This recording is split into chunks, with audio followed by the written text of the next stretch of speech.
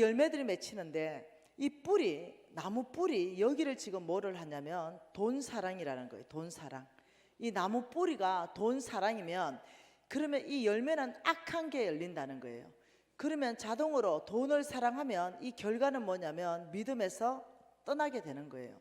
이 나무 뿌리가 돈 사랑이다. 이 말, 이 뿌리가 무슨 뜻이냐면은 뿌리는 안 보이는 데예요. 내 마음, 내 중심, 내 생각, 내 삶의 목표, 내 가치관, 이 안에 나의 안 보이는 것 안에, 한마디로 말하면 내 심장 안에 뭐가 있는가, 그것이 돈 사랑이 있다면, 그게 꽉 차 있다면 자동적으로 믿음에서 떠나게 된다는 거예요. 이거는 자동적으로 일어나는 거죠. 부자 청년이 예수님을 따라가고 싶었습니다. 천국에 대해서 사모했어요. 그러나 따라가지 못하고 포기했습니다. 그때 예수님께서 돈을 사랑하면은 어떻게 되냐, 저런 현상이 일어난다고 말하면서 예수님이 하신 말씀이 안타까워서, 야, 부자가 천국 가는 게 낙타가 바늘 뒤 들어가는 것보다 야 어렵다, 이렇게 말했어요. 그때 그 부자는 하나님이 재물을 부어주는 성부를 말하는 게 아닙니다. 만몬이 만들어가는 세상 속에 속한 속부를 말하는 겁니다. 네. 그래서 이 돈을 사랑하는 것, 돈에 의해서, 돈을 따라서 나의 모든 결정 기준이 돈이냐, 이겁니다. 하나님의 비전이냐, 하나님의 말씀 따라서 결정하느냐, 아니면 돈이냐. 돈이 된다 이러면 내가 다 결정하고, 돈이 안 된다 이러면 결정 안 해. 나를 움직이게 하는 원동력이 돈이냐 비전이냐. 네. 그래서 이 뿌리에 돈 사랑이, 이게 디모데전서 6장 10절이 깔려 있으면 자동적으로 악한 열매를 맺혀지고, 이 악한 열매는 곧 믿음에서 떠난 행위가 있게 된다는 거죠. 그 전략이 뭐냐면요, 놀랍게도 돈 사랑하게 만듭니다. 돈 사랑. 네. 돈 사랑하게, 돈에 따라가는 삶, 돈에 의해서 움직이는 삶, 내 모든 시간을 오직 돈 버는데 다 써버리는 사람, 내 모든 에너지, 열정 돈 버는데 다 쏟아버리는 사람, 정말 하나님의 일에 대해서는 내 시간, 내 열정을 쏟지 않는 사람, 그냥 겨우 교회만 그냥 오는 걸로 만족하는 사람. 과연 나는 크리스찬인가 종교인인가? 나는 어디에 끌려가고 있는가?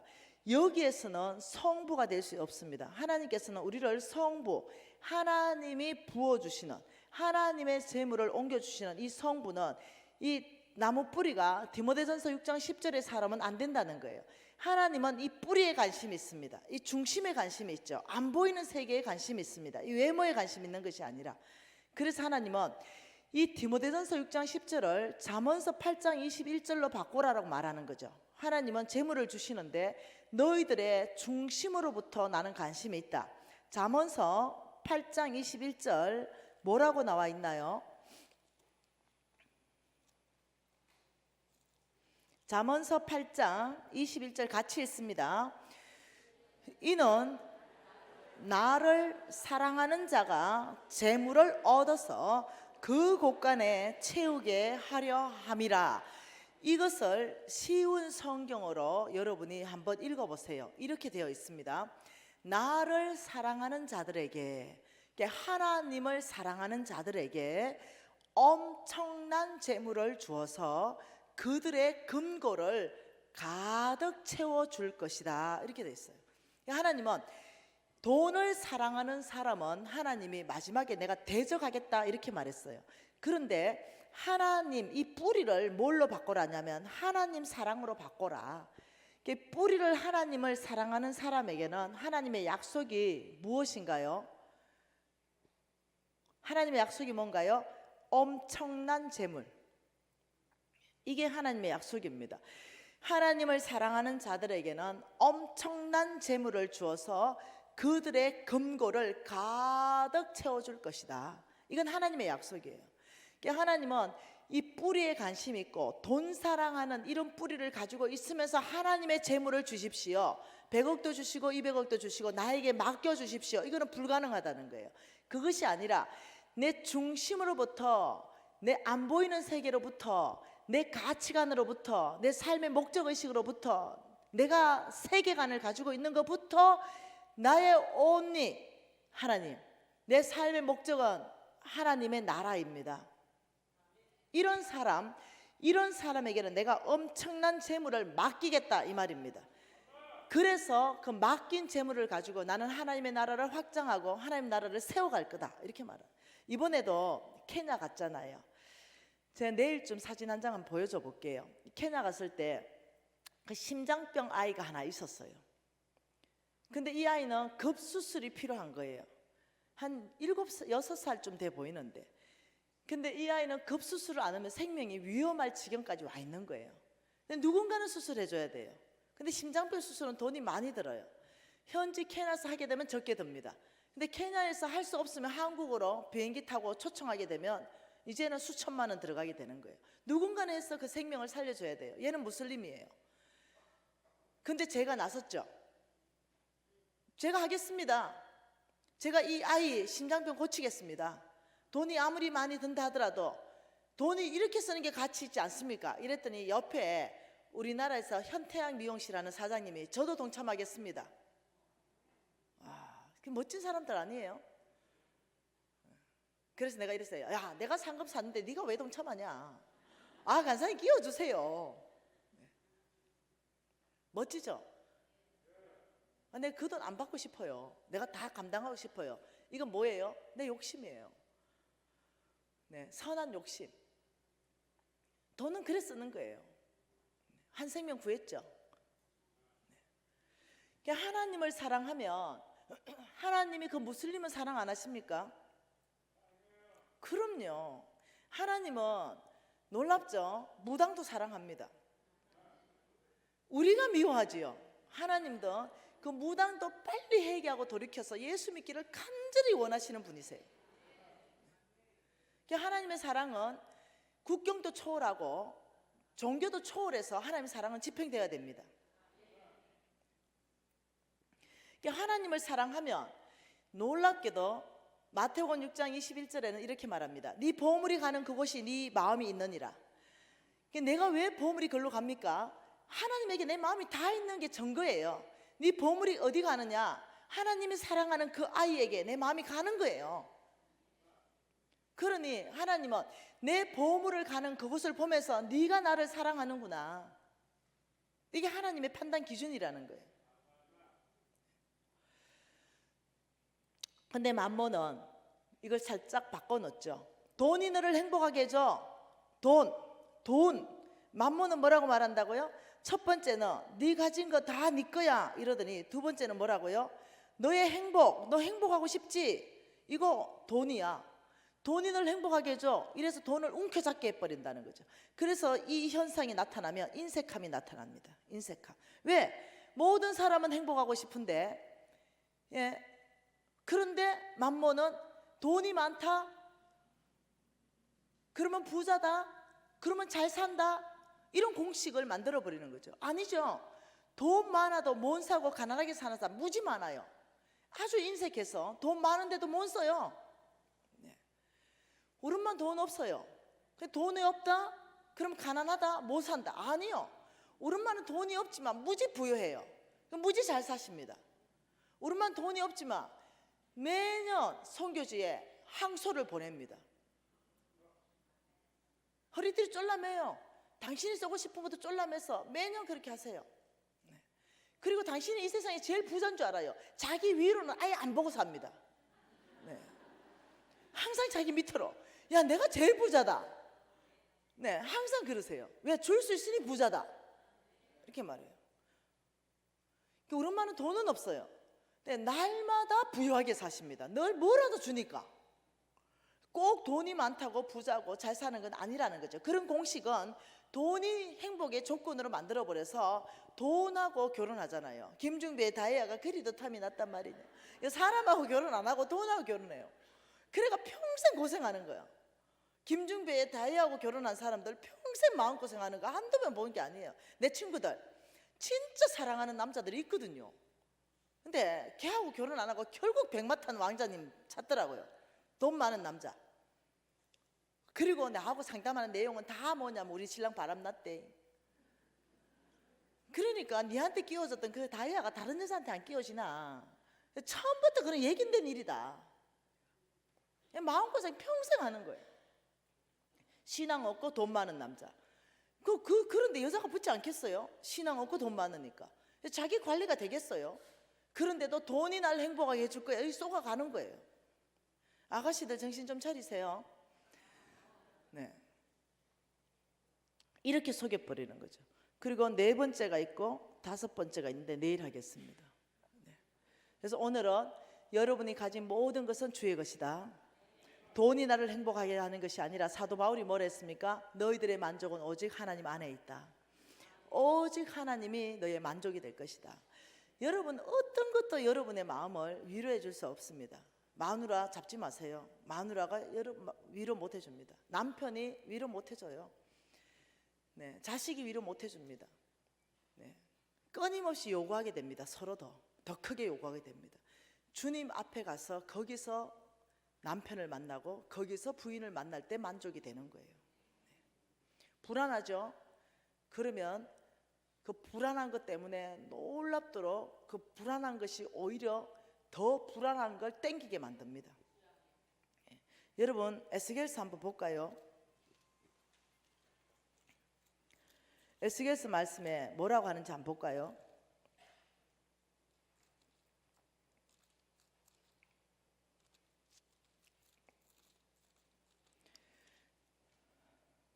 기억 안 난다. 몇 장에 있는지. 생각나면 내일 얘기해 줄게요.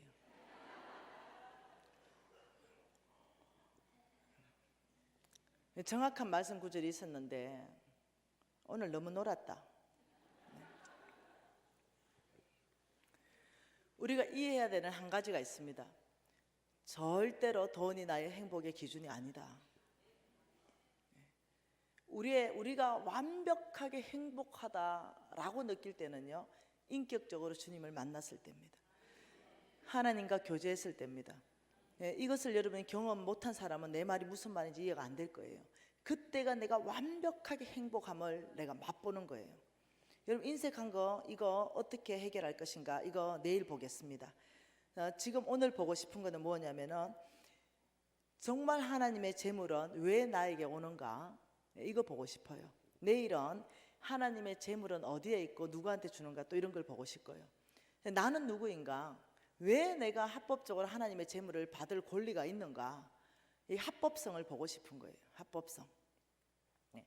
여러분 창세기 말씀 한번 봐보십시다. 창세기 12장.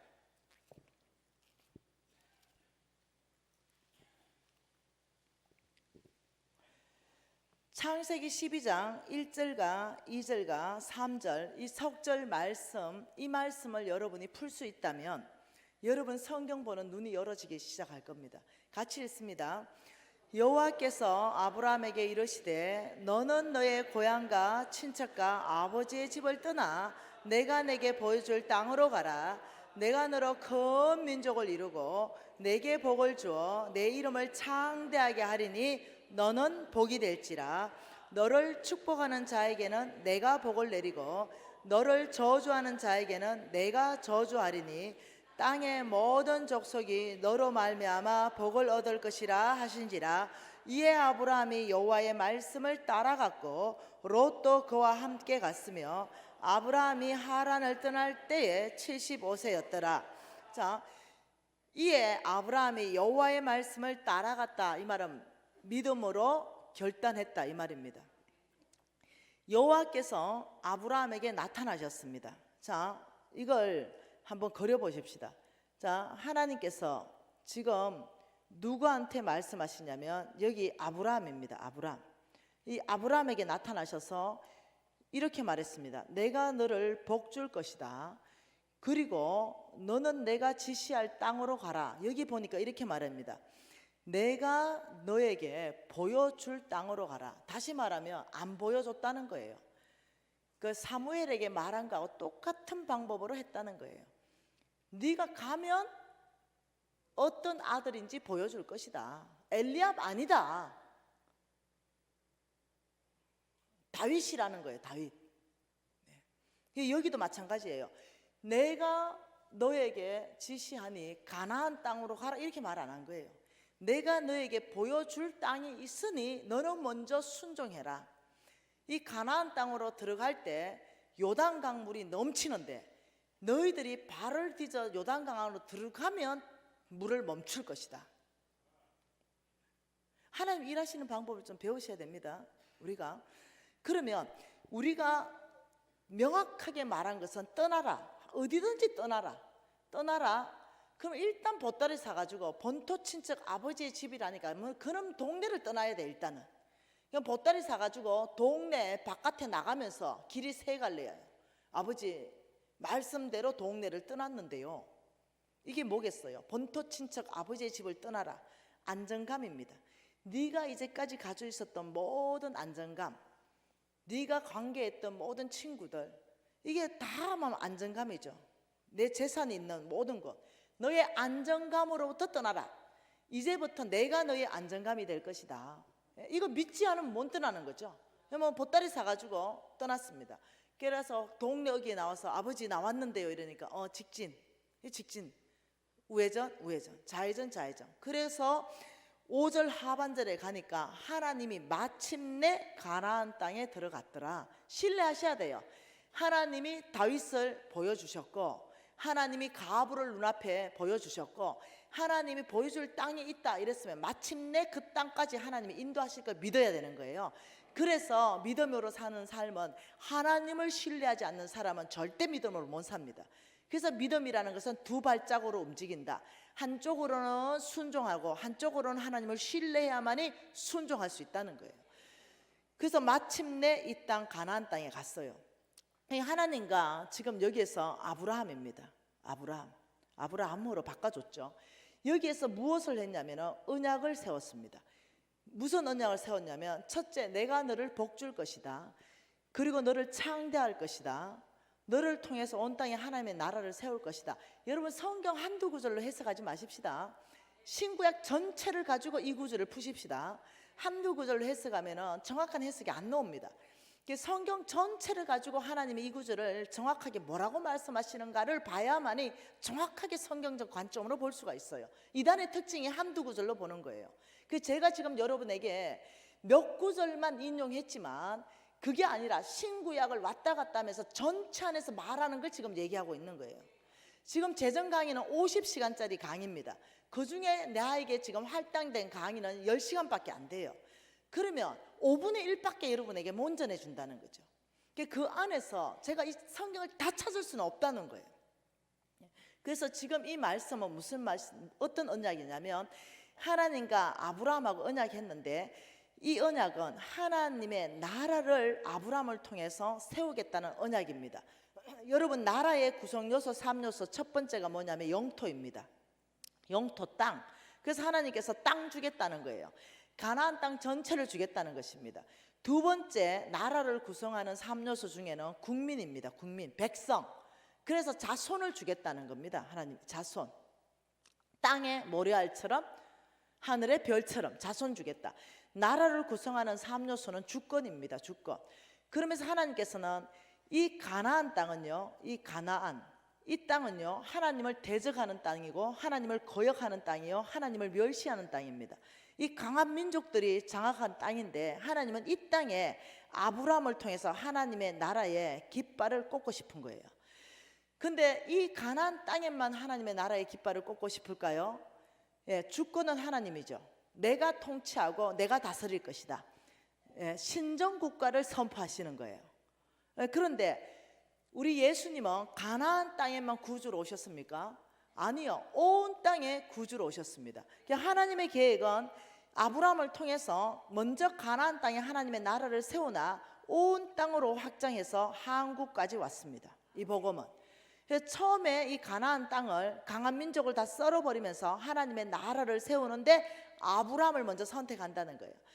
아브라함, 너는 본토 친척 아버지의 집을 다 떠나라. 내가 이제 앞으로 너를 이끌어갈 것이고 너를 축복한다. 너를 복 줄 것이다. 이 복은 얼마나 큰 복이냐면, 내가 너에게 복의 근원이 되게 할 것이다. 복의 근원. 네가 축복하면 그것에 복이 임하고, 네가 저주하면 그것이 저주가 될 것이다. 굉장하죠. 네. 그러니까 이 언약이 네가 복의 근원이다. 아브라함의 복의 근원은 하나님이십니다. 근데 하나님은 아브라함을 복주고 아브라함을 통해서 온 땅을 복주기를 원했습니다. 하나님은 아브라함을 복주고 아브라함을 통해서 온 땅을 복주기를 원했다는 거예요. 다시 말하면 하나님은 온 땅을 직접적으로도 복주십니다. 그러나 하나님이 아브라함을 부를 때는 아브라함 내가 너를 통해서 하나님의 나라를 확장. 하나님은 온 땅에 지금도 한꺼번에 온 민족을 다 복음 전할 수 있습니다. 네, 왜? 공중에 손만 하나 한 몇 시간 나타나 보면 됩니다. 네, 하나님 누군지 당신이 온 민족에 다 드러낼 수 있습니다. 그러나 하나님은 그렇게 일하기를 결정하지 않고 십자가라는 미련한 방법인 것 같으나 구원에 이르게 하셨어요. 하나님 방법입니다. 그리고 하나님은 아브라함 사람을 통해서 온 땅에 하나님의 나라를 세우게 하며 상급 쌓게 하시는 거예요. 그리고 하나님께서는 이 땅 안에서부터 뭐예요? 상급, 기록 장부가 있다는 거예요. 하나님의 파트너십으로 우리를 초청한 거예요. 나는 너를 복 줄 테니 너는 그 받은 복 모든 걸 가지고 온 땅에 하나님의 나라를 세우라는 거예요. 여러분 우리가 케냐 왜 갑니까? 그 땅에 하나님의 나라를 세우죠. 그 땅에 교회를 세웁니다. 그 땅에 병원을 세웁니다. 그 땅에 이번에 유치원을 세웠습니다. 그것을 통해서 끊임없이 하나님의 나라의 교육을 통하고 의료를 통하고 이래서 하나님 나라를 확장해 나가는 거예요. 이 복 안에서 우리가 이해해야 되는 게 뭐냐면 하나님의 나라를 세우는데 아브라함에게 복 주겠다는 이 복이 무슨 복이냐면 아브라함 너가 가나안 땅에 가서 하나님의 나라를 세우기 위해서 건강이 많이 무너졌다면 나에게 건강을 요청해라. 회복시킬 것이다. 너가 하나님의 나라를 세우는데 재물이 없다면 나에게 요청해라. 내가 너에게 재물 줄 것이다. 너가 하나님의 나라를 세우는데 관계, 네트워크가 없다면 나에게 요청해라. 내가 모든 네트워크를 풀어서 하나님의 나라를 세울 수 있도록 연합시킬 것이다. 이 모든 것, 하나님의 나라를 세우는데 필요한 모든 걸 나에게 구해라. 그러면 내가 너를 복 줄 것이다. 이거는 아브라함에게 약속하신 것이에요. 그런데 나하고 무슨 상관이 있냐는 거죠. 이 아브라함에게 약속한 이 약속이 나하고 무슨 상관이 있냐. 이 굉장한 약속이거든요. 성경 전체는요 아브라함의 씨들을 위해서 쓴 거예요. 성경 전체입니다. 아브라함의 씨들이 어떻게 살면 축복받고 어떻게 살면 하나님의 심판이 있다는 그 얘기입니다. 이 아브라함하고 나하고 연관성을 한번 밝혀보자는 거죠. 창세기 17장으로 한번 가보십시다. 이 창세기 17장에 여러분 성경 읽을 때 지혜로운 사람은 반복되는 단어에 집중합니다. 하나님이 강조하는 강조점에 내가 강조를 하고 하나님이 그냥 지나가면 지나갑니다. 근데 지혜롭지 못한 사람은 하나님이 지나간 거 끄트머리에 있는 거 점 하나 찍힌 거 끄집어내 가지고 고민합니다. 네. 하나님이 강조하는 건요 많은 장을 할애하셨습니다. 지면이 많이. 네. 그렇기 때문에 많은 아들들 중에서도 누구에게 초점을 맞추고 있는가, 어떤 사건에 초점을 맞추고 있는가, 어떤 단어가 반복적으로 나오는가 줄치기 시작하면은 놀랍도록 이 하나님의 이 어떤 성경이 전체가 간통되기 시작합니다. 17장 안에 여러분이 찾아보세요. 하나님 무엇을 강조하고 있는지. 자, 17장 1절에 같이 읽어봅시다. 아브라함이 99세 때 여호와께서 아브라함에게 나타나 그에게 이르시되 나는 전능한 하나님이라 너는 내 앞에 행하여 완전하라. 내가 내 언약을 나와 너 사이에 두어 너를 크게 번성하리라. 이때 그 언약이 뭐라고요? 창세기 12장의 언약입니다. 하나님의 나라를 너를 통해서 세우겠다, 이 언약입니다. 그리고 4절에 같이 읽습니다. 보라 내 언약이 너와 함께 있으니 너는 여러 민족의 아버지가 될 것이다. 6절 내가 너로 심히 번성하게 하리니 너에게서 민족들이 나게 하며 왕들이 나오게 할 것이다. 7절 내가 내 언약을 나와 너 및 대대 후손 사이에 세워서 영원한 언약으로 삼고 내 후손의 하나님이 되리라. 지금 뭘 강조하고 있습니까? 언약. 언약을 강조하고 계속 내 언약, 내 언약, 내 언약. 근데 이 언약을 7절에 보니까 이것은 아브라함하고 끝난 언약이 아니라 너 대대 후손에게 세워서 영원한 언약, 일반적 언약이 아니고 뭐라고요? 영원한 언약이다, 이렇게 말했어요. 이 영원한 언약을 삼고 너와 누구에게요? 너의 후손에게까지 이 언약은 유효한 언약이다. 영원한 언약이란 뜻이요, 예수님 다시 오실 때까지 유효한 언약을 말합니다. 없어지지 않는 언약, 이 말을 합니다. 아브라함, 내가 너를 복주고 너를 통해 온 땅에 하나님의 나라를 세울 것이다, 이 언약은 예수님 다시 오실 때까지 이어지는 언약이라는 거예요. 아브라함이 여기 어떻게 돌아가셨잖아요. 여기 아브라함이 없잖아요. 왜냐하면 소천하셨으니까. 이 자리가 비어있죠. 그런데 아브라함하고 언약이 끝나는 게 아니라 너의 후손에까지도 이 언약은 유효하다. 그럼 이 자리에, 복받을 아브라함 자리에 누군가는 들어간다는 거예요.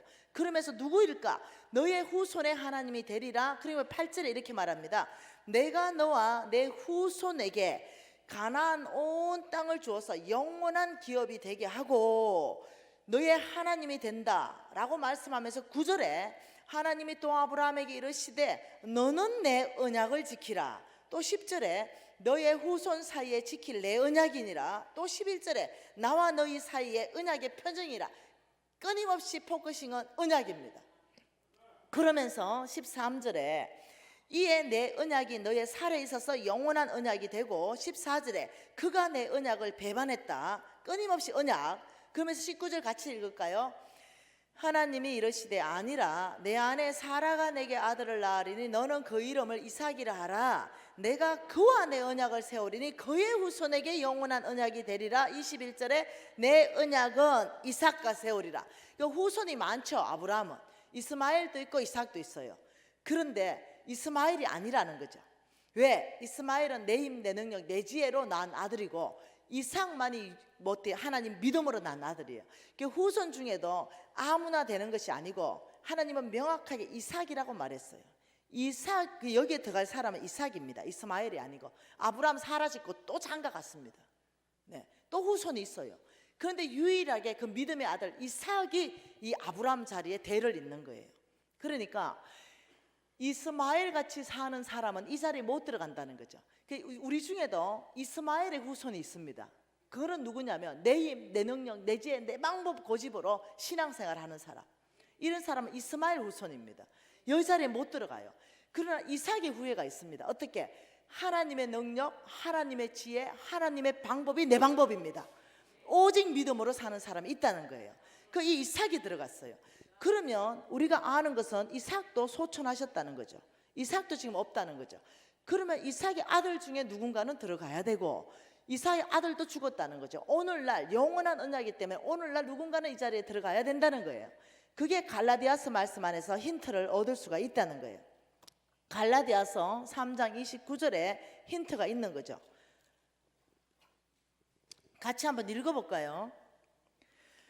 갈라디아서 3장 29절 같이 읽습니다. 너희가, 갈라디아서 3장 29절이에요. 너희가 그리스도의 것이면 아브라함의 자손이요 약속대로 유업을 이을 자니라. 너희가 그리스도의 것이면, 이 말이 뭐냐면 예수가 나의 주님이십니다 이렇게 고백한다면 성경에는 너희가 그리스도의 것이 되었느니라 이렇게 말했어요. 여러분, 예수가 여러분의 구주이십니까? 그렇다면 여러분은 그리스도의 것입니다. 그럼 오늘 말씀에 의하면 너희가 그리스도의 것이면 아브라함의 자손이요 이렇게 말했어요. 자, 여러분, 아브라함의 자손, 이 자손이라는 거 여러분 그 밑에 성경에 자손, 이 자손이라는 걸 여러분이 헬라어로 뭐라고 적어놨나요? 아브라함의 씨라고 적혔어요. 이거 한국말로 뭐냐면요, 아들이라는 뜻이에요. 한국말로 딸이라는 뜻이에요. 씨, 사람의 씨. 너희가 그리스도의 것이면 아브라함의 합법적인 아들이요 합법적인 딸이기 때문에 약속대로 유업을 이을 자다. 유업을 이을 자. 이 말이 무슨 말이냐면 상속자다 이 말입니다. 아버지의 모든 유업을 내가 잃는다. 그래서 다시 이 자리에 들어갈 수 있는 합법적인 조건이 뭐냐면 너희가 그리스도의 것이면, 예 아버지 믿으는 그리스도의 것입니다. 예수가 나의 구주이십니다. 그렇다면 너는 합법적으로 아브라함의 씨다. 그래서 너를 통해서 이 약속 영원한 언약을 이어갈 것이다 이렇게 말했어요. 나는 아브라함의 씨입니다. 여러분 어때요?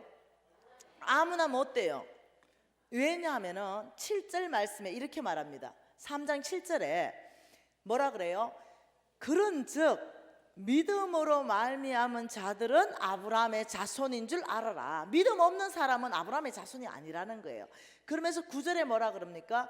믿음으로 말미암은 자는 믿음 있는 아브라함과 함께 복을 받는다. 그 이 자리에 들어갈 수 있는 것은 오직 믿음입니다. 그래서 내가 진짜로 아브라함의 씨라는 것 자체가 진짜로 내가 성경 안에서부터 믿어진다면 이 자리에 들어갈 수 있는 거예요.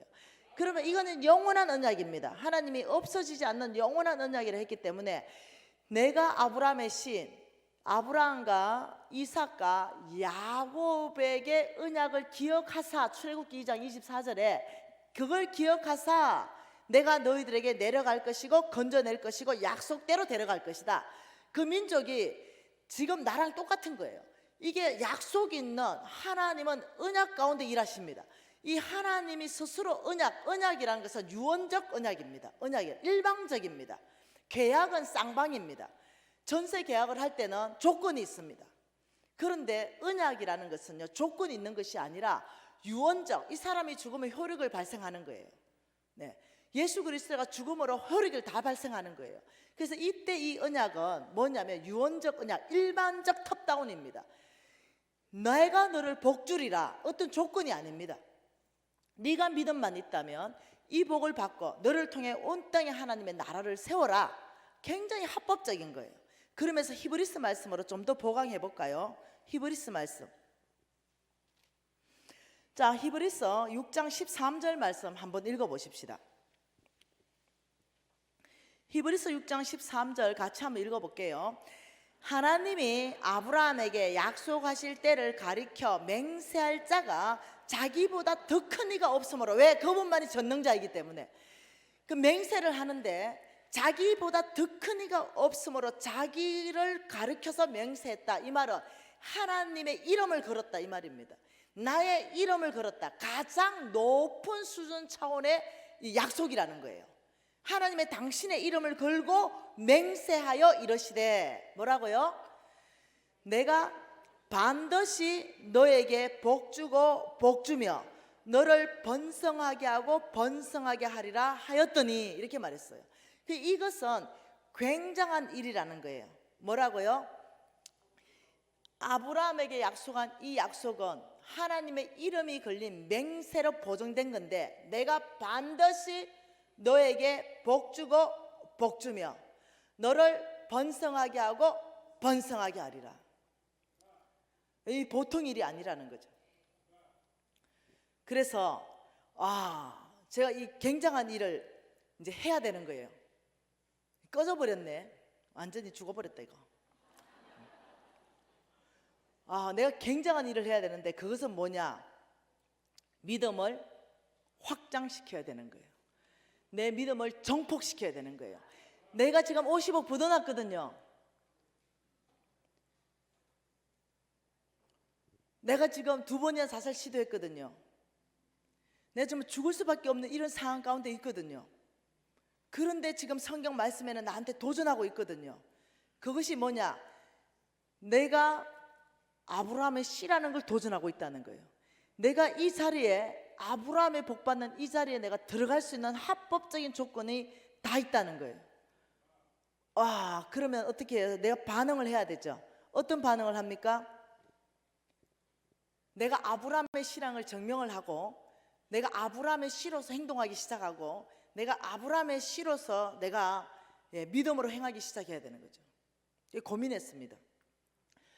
하나님이 아브라함의 씨에게 얼마만큼 허락하셨는가? 제가요, 배가 고팠거든요. 제가 굉장히 배가 고팠고 먹을 게 없었거든요. 애가 굶고 있었거든요.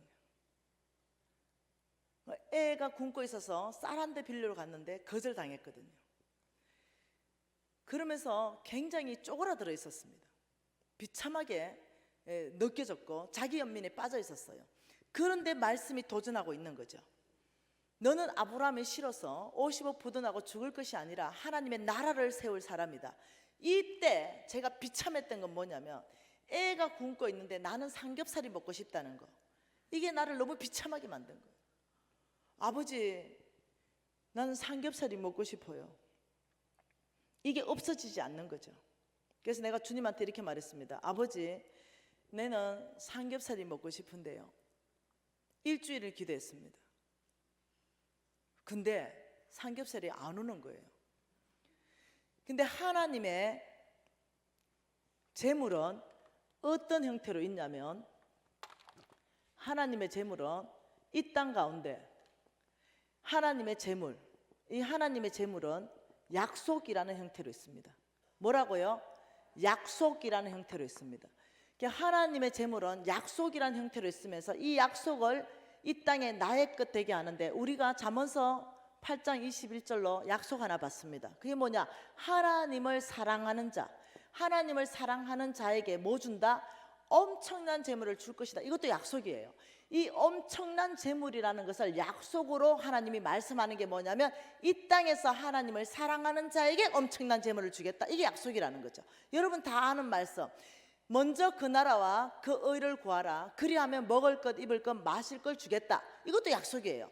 네가 이 땅 안에서 하나님의 나라와 하나님의 의를 구한다면 나는 너에게 먹을 것, 입을 것, 마실 걸 주겠다. 이것도 약속이에요.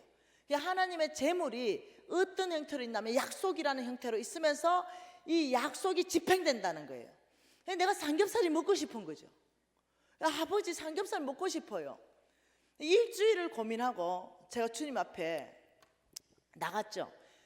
주님, 난 삼겹살 먹고 싶어요. 이 생각을 없애주든지 삼겹살을 주세요. 이게 여러분 비참하지만 현실인 거예요. 근데 어느 날 주님이 저에게 삼겹살을 주셨어요. 그게 뭐냐면 신명기 12장 20절로 주셨어요. 신명기 12장 20절, 제가 삼겹살 받았어요. 같이 읽어볼까요? 신명기 12장 20절.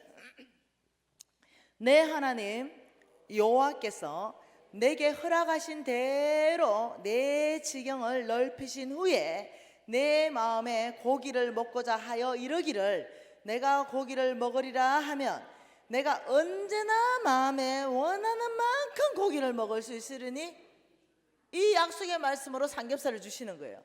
미진아, 지금의 때는 삼겹살 먹을 때가 아니고 내 하나님 여호와께서 내게 허락하신 대로 내 지경을 넓히고 있는 때다. 때를 분별하라. 때를. 삼겹살을 먹을 때가 아니라 너의 비전을 확장하고 계신다. 하나님이 너의 지경을 넓히고 계신다. 내 지경을 하나님이 허락하신 대로 넓히신 후에 너가 고기를 먹고자 하여 이르기를, 고기를 먹으리라 하면 네가 언제나 원하는 만큼 먹으리라. 나 요즘 행성 소고기 먹기 싫어서 못 먹어. 나 이제 질려서 못 먹어. 약속으로 받았어요. 그때는 삼겹살이 아닌 것 같죠? 근데 지금은 원하는 대로 질려서 못 먹을 만큼 이 약속이 나한테 이루어졌는데, 하나님 나한테 이렇게 말했어요. 딸아, 지금은 삼겹살보다 더 중요한 건 내가 너의 비전을 넓히고 있고 네 지경을 넓히고 있다. 여러분 12장 20절 한번 띄워줘 보세요. 하나님이, 내 하나님 여호와께서 내게 허락하신 대로 내 지경을 넓히시고 있다. 내가 이런 생각했어요. 하나님이 얼마만큼 허락했을까? 내 지경, 김미신에게 주신 지경이 얼마만큼일까? 얼마만큼 넓히기를 원하실까? 하나님이 허락하신 대로 내 지경을 넓힌다니 얼마만큼 넓혀야 될까? 답은 어디에 있다? 성경 안에 항상 있다. 그러면 하나님이 얼만큼 나에게 허락하셨는가? 그러면 허락하신 것, 이거 한번 보자는 거죠. 그래서 제가 성경을 다시 뒤지기를 생각했습니다. 창세기 다시 13장으로 갔습니다.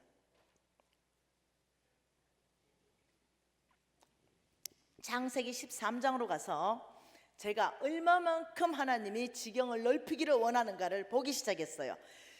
창세기 12장에서 아브라함이 떠나왔죠. 그리고 창세기 13장 2절에 아브라함에게 가축과 은과 금이 풍부하였더라.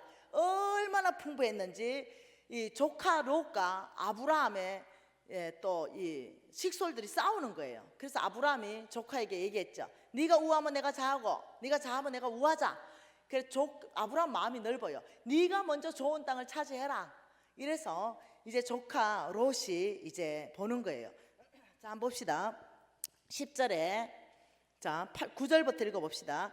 내 앞에 온 땅이 있지 아니하냐. 나를 떠나가라. 내가 좌하면 나는 우하고 내가 우하면 나는 좌하리라. 이에 롯이 눈을 들어 요단 지역을 바라본즉 소알까지 온 땅에 물이 넉넉하니 여호와께서 소돔과 고모라를 멸하시기 전이었으므로 여호와의 동산 같고 애굽 땅 같았더라. 이렇게 말했어요. 자, 지금 롯이 눈을 들어서 보니까 어디를 봤습니까? 소돔 땅을 봤어요. 이 롯의 시선, 여러분 여기서 우리가 또 공부하십시다. 네, 여기에서 뭘 보냐면은 롯이 눈을 들어서 보니까 이 롯은 시선이 소돔과 고모라 땅을 보니까 자, 이 롯의 시선은 어느 땅을 봤냐면 소돔과 고모라 땅을 봤어요. 근데 보니까 여호와 하나님의 동산같이 보이는 거죠. 그 이유가 풍성한 것 때문에 그랬어요. 물도 많고 초원이고. 네. 이 롯의 시선은 소돔과 고모라를 하나님의 동산처럼 보는데 여기에서 하나님의 시선은 이 땅을 어떻게 보는가 보자는 거죠. 그런데 13절에 뭐라 그럽니까? 같이 읽을까요? 소돔 사람은 여호와 앞에 악하며 큰 죄인이었더라. 하나님의 시선은 똑같은 땅을 보는데 악한 사람이고 죄인으로 그 땅을 바라보고 있어요. 여러분은 롯의 시선을 가지고 늘 보는 사람입니까? 하나님의 시선을 가지고 보는 사람입니까?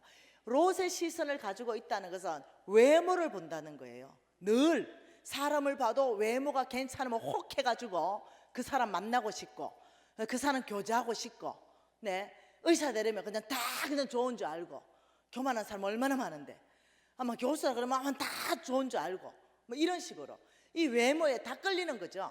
근데 여기서 여러분 롯의 시선을 여러분이 버리는 훈련을 하셔야 돼요.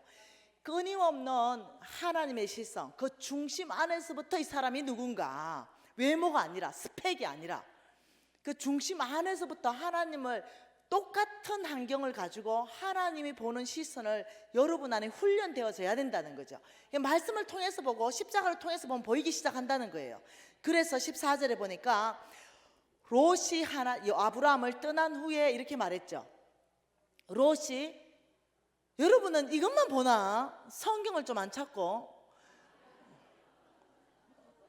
성경을 찾아야 돼. 이것만 보면 유익이 안 돼. 성경을 찾고 줄치고 동그라미 치고 외우고 그래야지.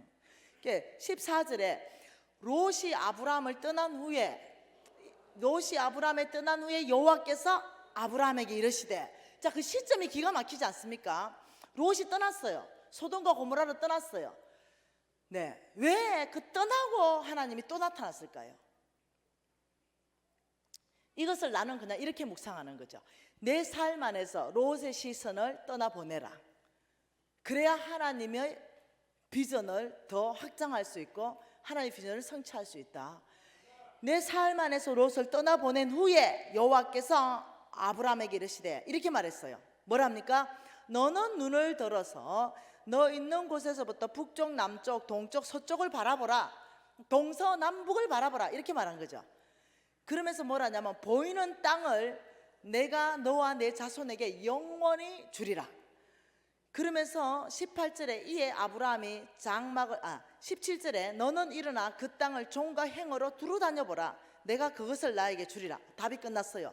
하나님이 내게 허락하신 대로 네 지경을 넓힌 후에 네가 고기를 먹고자 하면 네가 원하는 대로 먹을 수 있으리라.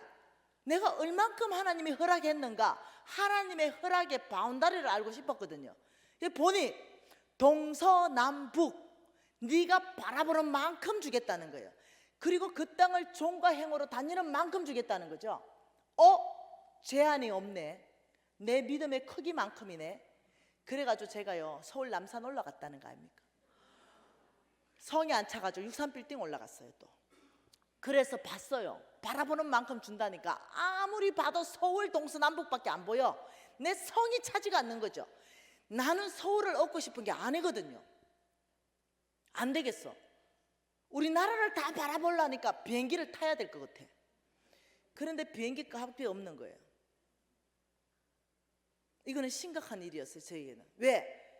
하나님이 지금 아브라함에 실어서 내가 그 아브라함에 들어간 그 자리에 지금 미진의 이름을 집어넣었는데, 내가 너에게 허락한 대로 네 지경을 넓힌 후에 내가 너에게 고기를 주겠다.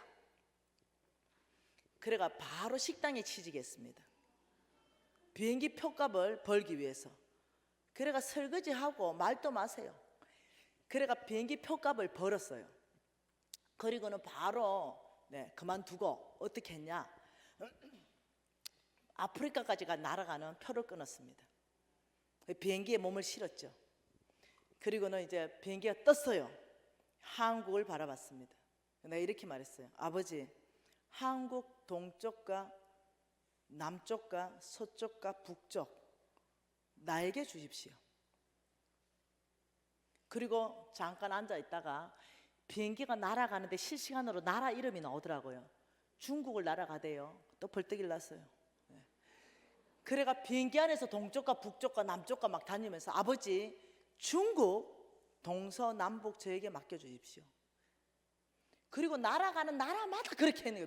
좀 약간 또라이죠.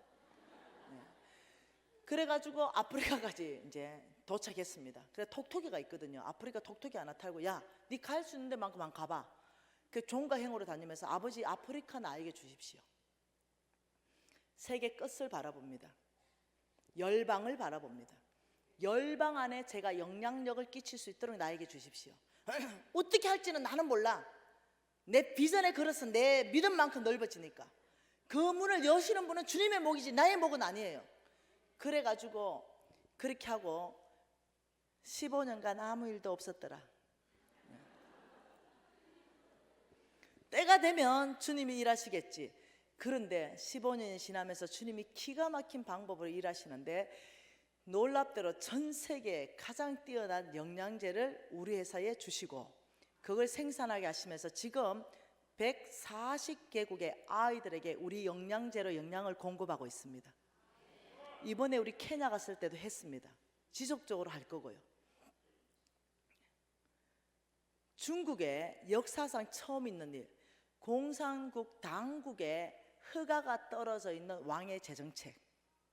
여러분, 신앙서적 허가 안 떨어지거든요. 공산국 당국의 간부들의 눈을 다 막아버렸어. 정식으로 허가가 떨어져 중국으로 다 바뀌었어. 중국 전역에 들어가고 있습니다. 저의 재정책이 지금 내년에는 알래스카 갑니다. 파라과이 갑니다.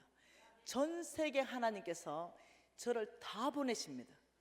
그리고 영향력을 끼치는 삶, 하나님의 나라를 세우는 삶, 교회를 경고하는 사람으로 저를 쓰기 시작했어요. 하나님이 제한 없이 말씀한 게 열방을 품어라, 모든 민족으로 제자를 삼으라. 그만큼 하나님이 허락하신 만큼이 대한민국이 아니라는 거죠. 하나님이 나에게 허락하신 건 열방이라는 거죠. 난 대한민국에 만족할 수 없습니다. 왜냐하면 나의 하나님은 전능자요, 나를 통해서 일하시는 분은 주님이십니다. 나는 순종만 하면 되는 거예요. 아버지, 저는 열방 안에 하나님께 쓰임받고 싶습니다. 아버지, 나는 열방 안에 우리 기업을 통해서 하나님의 사랑을 흘러보내고 싶습니다. 아버지, 나는 열방 안에 교회를 짓고 싶습니다. 100개 지었습니다. 교회 100개 지었죠. 아버지, 나는 열방 안에 아이들을, 고아의 아이들을 키우고 먹이고 싶습니다. 5,000명 먹이고 있죠. 지금은 더 먹이죠. 영양제 다 들어가니까. 내가 하나님이 허락하신 대로 네 지경을 넓힌 후에 너가 고기를 먹고 자면 네 원하는 만큼 언제든지 먹게 할 것이다. 하나님의 약속은 재물로의 약속, 재물은 하나님의 약속이라는 형태로 놀랍도록 하나님의 사랑하는 자에게 풀어지는 거예요. 이것은 스펙으로 받는 것도 아니고 나의 힘, 나의 능력으로 받는 것도 아니고 오직 믿음으로 여러분의 심장을 어디까지 확대할 거예요? 어디까지 바라볼 것입니까? 하나님 이렇게 말했습니다. 너희가 그리스도의 그시면 아브라함의 씨요, 약속대로 유업을 이을지다. 아브라함의 자리에 여러분이 들어가는 거예요. 그렇다면 제한이 없습니다. 왜? 복 주시는 분은 주님이십니다. 우리가 해야 될 것은 온 땅 안에 하나님의 나라의 확장입니다. 그것을 위해서 여러분의 건강을 구하시고, 하나님의 나라의 확장을 위해서 여러분 재물을 구하십시오. 하나님 나라 확장을 위해서 네트워크를 구하십시오. 열방 안에서 하나님은 저에게 네트워크를 다 만들어 주셨습니다. 내가 원하는 것 다 생산할 수 있도록 하나님의 나라를 위해서 구하십시오. 그렇다면 하나님께서는 내가 하나님의 나라를 세우는 필요한 모든 것을 줄 것이다. 내가 알았죠. 저는 불치병이었죠.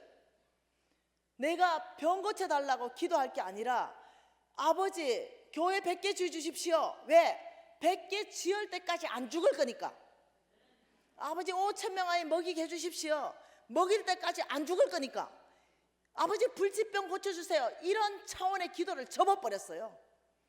아버지 교회 100개 세울 때까지 저 못 죽습니다. 아버지 저 교회 100개 세우겠습니다. 저는 내 평생에 100개 세울 줄 알았는데 너무 빨리 세워버린 거예요. 요즘은 언제 죽어도 괜찮아요. 내 비전폭 넓힌 만큼 하나님 다 일하셨습니다. 이제는 주님께 갈 준비하고 있습니다. 언제든지 부르면 아멘입니다. 나는 원하는 만큼 최선을 다해서 이제까지 살았어요. 지금 죽어도 여한이 없습니다. 더 열심히 살걸, 더 열심히 하나님 나라 확장할걸. 아니요, 할 수 있는 만큼 다 했습니다. 그래서 오늘 당장 죽는데 준비되냐? 예, 아버지 저는 준비됐습니다. 저는 후회 없습니다. 아버지 1년만 더 살아주면 제가 더 상급 쌓고. 아니요, 저는 할 걸 다 했기 때문에 오늘 밤이라도 괜찮습니다. 저는 준비됐습니다.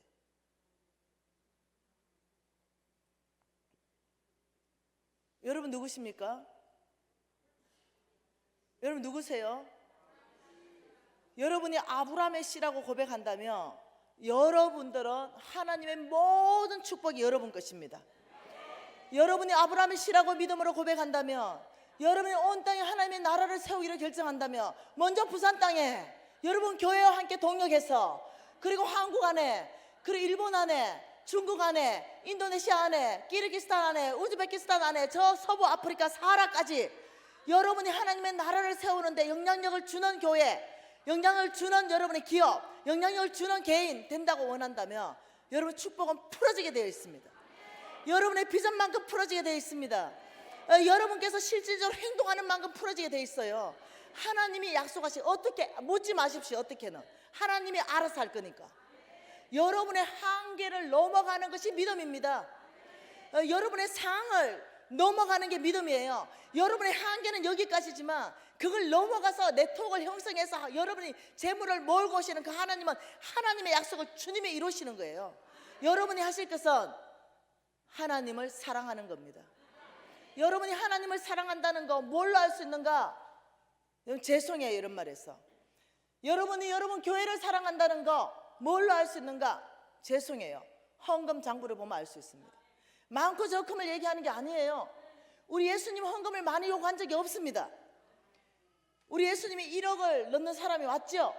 김미진 1억씩 헌금했으니까 김미진 1억 넣었을 때 우리 예수님이 통과. 그런데 남루한 자매님이, 가부가 와서 500원짜리 냈던 돈님 넣었죠. 스톱. 이 자매가 나를 가장 사랑한다.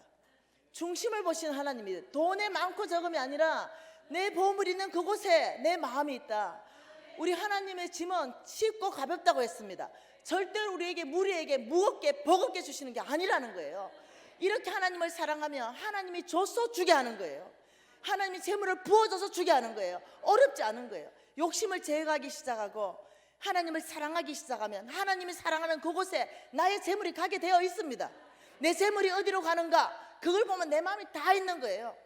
내가 아무리 아프리카를 위해서 눈물 흘리고 기도한다 하더라도 거기는 10원도 헌금하지 않고, 하나님의 교회를 세우는데 10원도 헌금하지 않고 내가 모피코트만 주워 있는다면 나는 진짜 사랑하는 건 모피코트예요.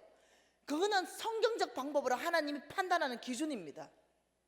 내 보물이 있는 곳이 내 마음이 있느니라. 여러분, 헌금 얘기하는 게 아니에요. 마음 얘기하는 거예요. 여러분, 오늘 이 밤에 아브라함의 시로 거듭나십시오. 이 콜링, 누가 아브라함의 시로, 예 아버지 저는 이 말씀에 의해서 합법적인 아브라함의 아들로 살겠습니다. 합법적인 아브라함의 딸로 살겠습니다. 아버지, 나를 축복하시고 나를 통해서 온 땅에 하나님의 나라를 세우는데 나를 쓰시고 우리 가정을 쓰시고 우리 기업을 쓰시고 우리 자녀를 쓰시고 우리 교회를 쓰십시오. 누가 오늘 믿음으로 주님 앞에 나오시겠습니까? 여러분, 이렇게 주님 앞에 믿음으로 나오실 분은 주님 앞에, 말씀 앞에 항복하십시다. 두 손 높이 들면서 바로 접니다. 아버지, 제가 아브라함의 씨입니다. 제가 믿음으로 살겠습니다.